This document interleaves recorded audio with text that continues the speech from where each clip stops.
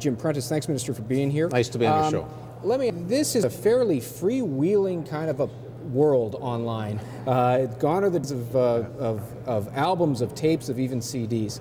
So that's why we need a modernized statute. There you go. So you've introduced proposed changes today. How will it change things? Will it stop mainly young people from downloading and trading for free songs? Well, the bill does a number of things, but fundamentally it tries to achieve the right balance. And this isn't easy, but it's balancing the rights of the creative community who create intellectual property with the rights that we have as consumers. So achieving that balance, a set of rules that are predictable, that are fair, and that are also in keeping with international norms. So that's all what we're trying to do with the bill. In terms of consumers, there's very significant changes that will protect consumers, that will make the kinds of things that we do in buying CDs, putting them on our iPod, well within copyright laws.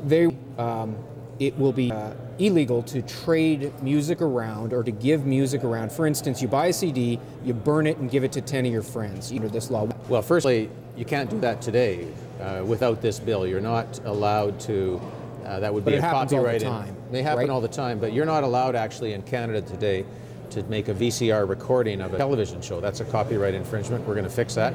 You're not allowed to download music loaded on your own iPod. This is a copyright infringement. So these are the exemptions you're talking about. So we're creating exemptions, so that kind of conduct will be allowed for all of us as consumers. Explain to me the penalties, because there are stories in the United States of Sony's lawyers going after people very hard for someone who's downloaded, their teenager in the basement has downloaded thousands of songs. Will that happen in Canada?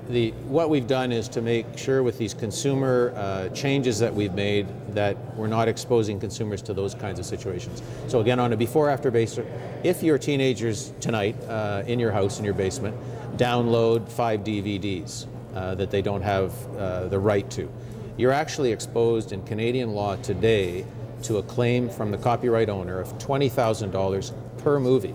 So $100,000. Afterwards, after this bill is passed, the maximum claim would be $500. Okay. And so we're protecting consumers. Okay, and I do want to move on to the price fixing story out of Quebec, but I do, so the limit is $500.